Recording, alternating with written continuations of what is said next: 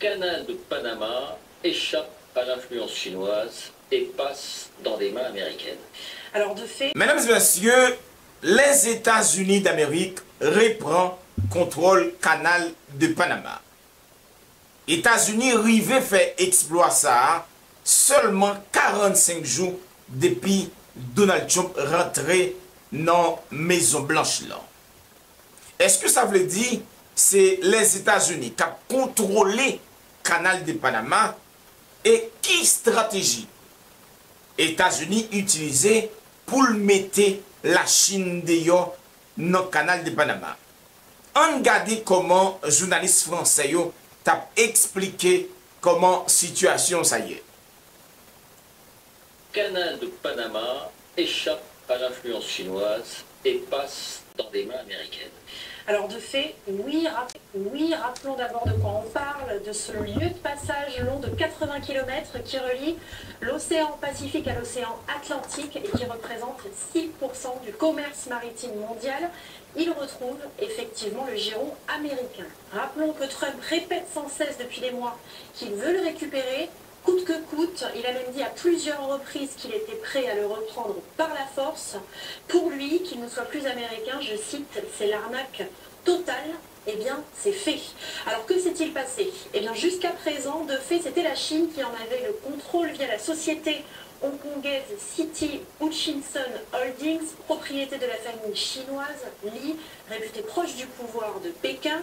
De ce canal, elle possédait ces deux ports que vous allez voir apparaître, celui de Balboa, côté Pacifique, et celui de Cristobal, côté Atlantique, les deux plus importants parce que ce sont les deux entrées du canal. C'est là que les plus gros cargos déchargent leurs marchandises qui transitent ensuite sur de plus petits navires. Ils représentent donc une grosse partie des 4,3 milliards de dollars de revenus générés par le canal chaque année. Et bien cette entreprise-là, Hutchison, vient de vendre 80% de son capital au premier fonds d'investissement américain, BlackRock, montant de la transaction près de 23 milliards de dollars. Et Trump a pu jubiler hier soir devant le Congrès américain. Écoutez-le. Yesterday, a large American company announced they are buying both ports around the Panama Canal. My administration will be reclaiming the Panama Canal, and we've already started doing it.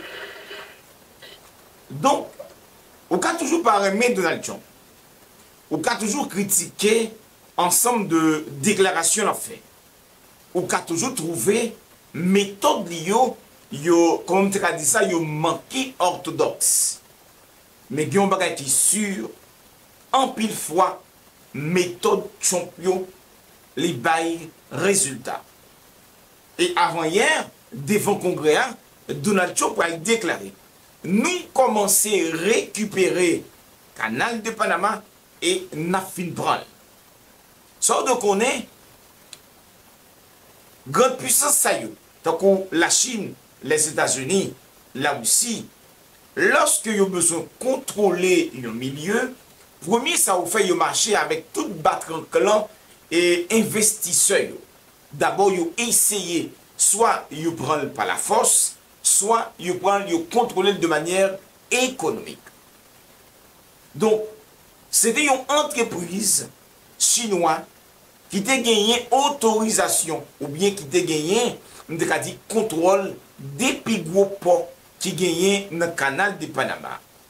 Mais c'est vrai, tu as déjà gagné une discussion entre entreprises qui a dirigé deux ports avec BlackRock, qui c'est les mêmes avec Vanguard, qui c'est deux plus gros fonds d'investissement américains. Entreprise ça, li gagne pourcentage dans Facebook, dans Apple, dans Amazon, dans toute gros entreprise américaine. Entreprise BlackRock là, eh bien, li gagne pourcentage là-dedans. Donc ça veut dire que ça, si de manière juridique, canal de Panama, il était sous contrôle panaméen et dans suite vidéo ça, mais de manière économique, qui est qui va faire la loi dans le canal de Panama ça, eh bien c'est les États-Unis d'Amérique. On continue à regarder vidéo. Jubilation également de la part de ses soutiens. La Chine se fait expulser du Panama et l'Amérique est en train de gagner. Merci, Président Trump. Make America Great Again. Réaction de la Commission des Affaires étrangères de la Chambre des représentants. Pour Dustin Johnson, représentant républicain du Dakota du Sud, c'est un grand pas dans la bonne direction. Il est temps de contrer l'influence de la Chine sur les chaînes d'approvisionnement américaines. Mais est-ce que ça veut dire que la propriété elle-même du canal passe sous le contrôle de l'américain BlackRock? Alors non, le contrôle de ces deux ports assure celui du canal, et c'est là l'essentiel, mais la propriété juridique du canal est toujours aux mains de l'État du Panama, avec une direction 100% panaméenne. Ce sont par exemple des capitaines exclusivement panaméens qui guident les navires du monde entier dans les 80 km du canal. Il faut rappeler que cela fait partie des conditions des traités internationaux signés à l'époque par Jimmy Carter.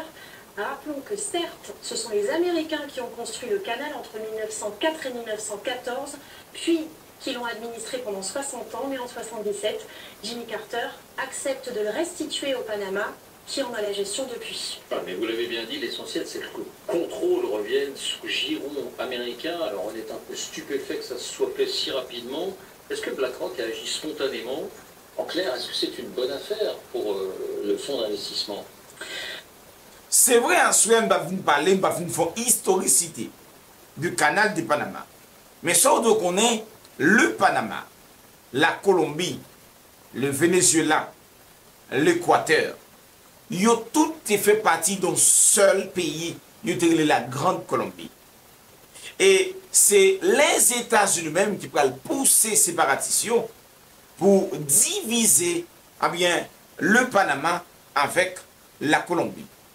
Et quelques semaines plus tard, après que le groupe séparatiste a pris l'indépendance, il va aller partir à Panama, eh bien, monde qui va représenter Panama pour signer un accord ça avec les États-Unis d'Amérique, ce n'est pas même un Panaméen, c'était un Français. Donc ça veut dire que ça, ce n'est pas qu'on y a joué ça, les États-Unis ont joué. On regarde comment, réaction panéliste est sous question ça, dans l'émission ça, qui c'est LCI, qui t'a passé en France. Alors BlackRock se défend qu'il s'agisse d'une transaction politique. Dans un communiqué, son patron assure avoir agi, je cite, pour proposer les meilleurs investissements à ses clients, mais difficile effectivement de ne pas y voir un aspect politique tant Donald Trump a mis la pression depuis son arrivée à la Maison-Blanche. Le mois dernier, rappelons qu'il a même envoyé Marco Rubio, son secrétaire d'État, au Panama. Eh bien, on apprend aujourd'hui dans le Wall Street Journal qu'à cette occasion, il y a eu des négociations. Parmi les concessions potentielles que le Panama envisageait de faire aux États-Unis figurait la recherche d'un nouveau propriétaire pour ces fameux deux ports. Hasard ou pas, ils deviennent donc américains.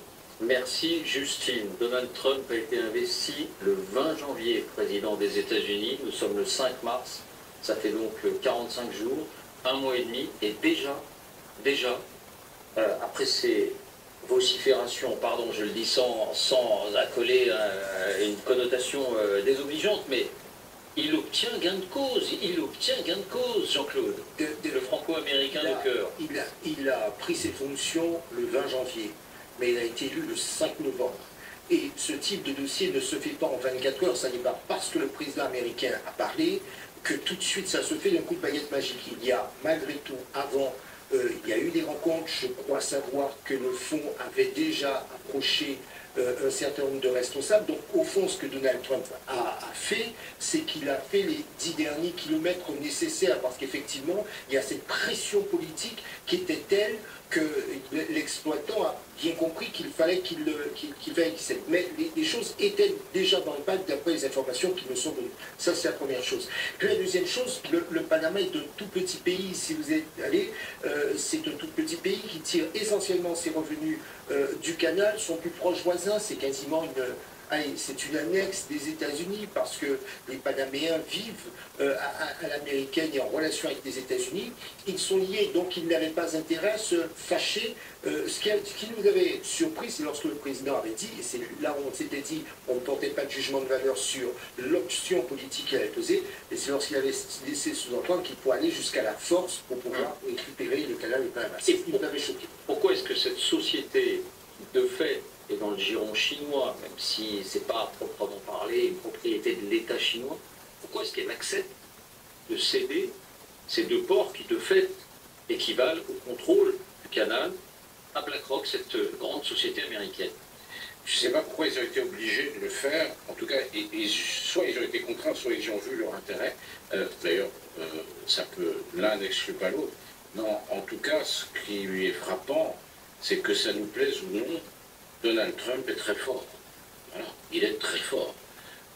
Il obtient ça. Il avait obtenu l'accord sur les otages israéliens à Gaza. Il va sans doute obtenir, que cela nous plaise ou non, le cessez-le-feu en Ukraine. Voilà, il déboule et il change les choses. Et encore une fois, qu'on aime ou qu'on n'aime pas, il y a une puissance, il a mis en marche une puissance, une force de frappe d'une certaine manière, qui fonctionne et réaligne les différents paramètres du monde en ce moment à toute allure. Et nous, on regarde ça un peu comme des lapins dans les phares d'une voiture, on regarde ça, et on voit que la volonté politique, la politique, ça marche. C'est-à-dire que lorsqu'un dirigeant dit, et qu'il a la puissance et la détermination, je vais faire quelque chose, ça se passe. Ce qui n'est plus manifestement tellement le cas de notre côté de l'Atlantique. Donc, soit suivre, panélistes et français ça, ou qu'à parler de Donald Trump, ou qu'à parler même méthode liée, ou qu'à trouver très peu orthodoxe. Mais c'est des méthodes qui baillent résultat. Parce que Donald Trump, les discuter, les négocier avec la force, les négocier avec toute puissance, les États-Unis gagnent, l'armée, l'économie, la diplomatie, et les négocier avec force, les négocier avec menace. Et plus que le Panama, eh bien son petit pays, évidemment qui, plus que jamais, besoin de soutien des États-Unis, pour le continuer à exister, pour le continuer à avancer économiquement, eh bien parmi les concessions, eh bien le Panama a dû concéder cette place aux Américains. Le Panama a dû concéder le canal, on va dire les deux grands ports du canal aux Américains.